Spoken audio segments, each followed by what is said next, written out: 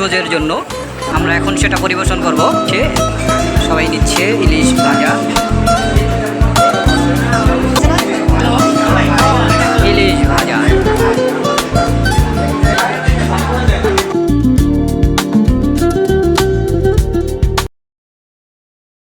আসসালামু আলাইকুম ভিউয়ার্স, আপনাদের আজকে দেখাতে চাই কেমন ছিল পদ্মাপাড়ে আমাদের ইলিশ ভোজের সেই মুহূর্তগুলো।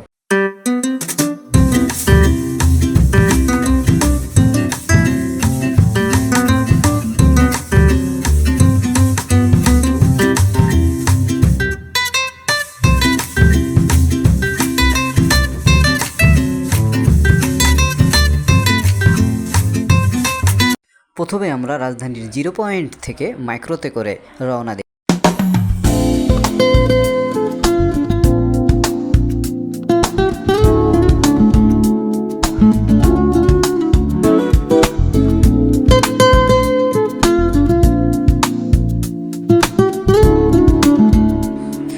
যাত্রাপথে আমাদের প্রথম গন্তব্যস্থল ছিল মাওয়া রিসোর্ট।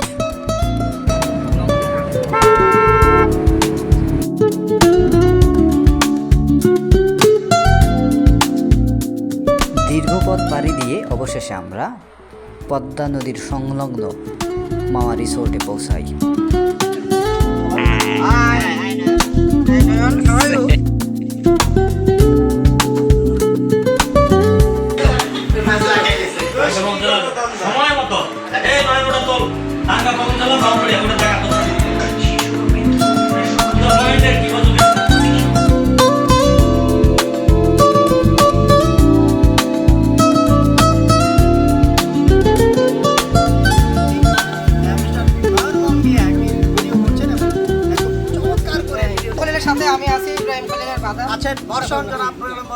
ইংল্যান্ড ফেরত আছেন আমাদের টিম লিডার জনাব শামসুল আরফিন, স্পোর্টসের হলো ডাইনামিক জনাব রফিকুল ইসলাম মিয়া, ক্রাইম টিম জনাব তফাজ্জল হোসেন জামাল, আমাদের স্পোর্টস টিম জনাব কামরুজ্জামান হিরো এবং আছি ইব্রাহিম করিম, আর সাথে আমি সৈয়দ নবিউল ইসলাম।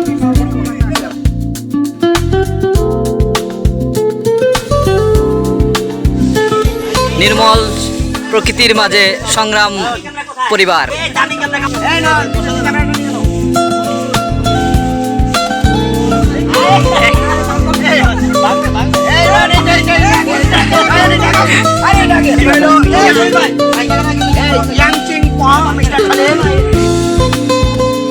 রিসোর্টে গিয়ে প্রথমে সকালের নাস্তা, পরে বেশ কিছু সময় ঘোরাঘুরিতে সময় পার করলাম।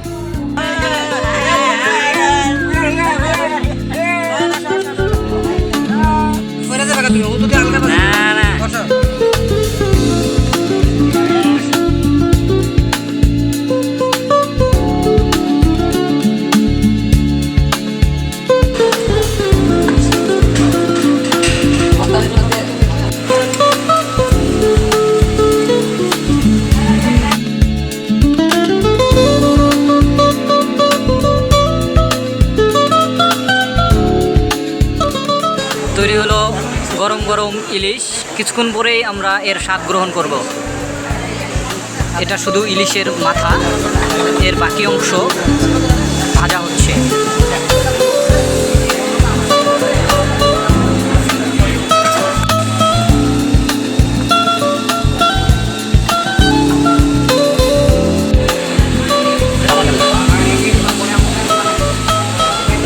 যে গরম গরম ইলিশ ভাজা শেষ, এবার খাবার পালা।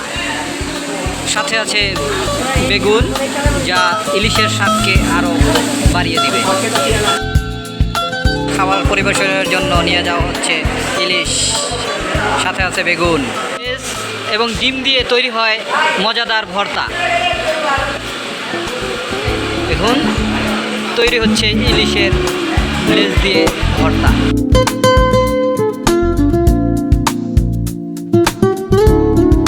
হয়ে গেল ইলিশের সুস্বাদু ভর্তা, যেটা খাবার স্বাদকে আরও বাড়িয়ে তুলবে।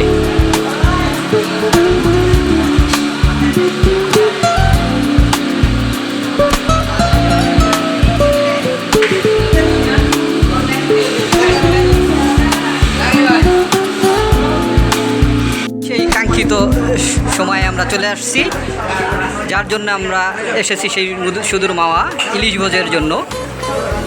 এই সেই ইলিশ করব আমরা, এখন সেটা পরিবেশন করব। সবাই নিচ্ছে ইলিশ ভাজা।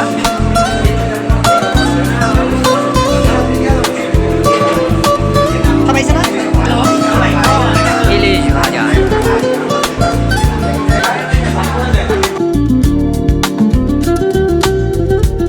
ইলিশ ভাত, বিখ্যাত মাওয়ার ফ্রেশ ইলিশ ভাজা, খুবই সুস্বাদু এবং বিখ্যাত।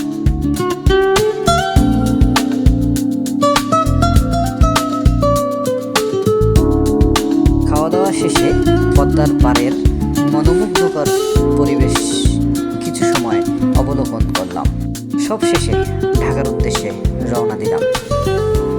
যাচ্ছিলাম আর ভাবছিলাম, এই যে সারাদিনে সবাই মিলে ঘোরাঘুরি, খাওয়া দাওয়া কতই না আনন্দময় ছিল, কিন্তু দিন শেষে আবার ফিরে যেতে হচ্ছে সেই চিরচেনা কর্মব্যস্ততার মাঝে। যাই হোক, ফিরে যাচ্ছি, কিন্তু নিয়ে যাচ্ছি পদ্মা পাড়ের টাটকা ইলিশ ভাজা খাওয়ার স্বাদ, যা বারবার আমাদের এখানে আসতে বাধ্য করবে। তাহলে ভিউয়ার্স, আজকে আর না, সামনে আবার আপনাদের দেখাবো নতুন কোনো বিনোদন স্পটের ভ্রমণের চালচিত্র। আল্লাহ হাফেজ।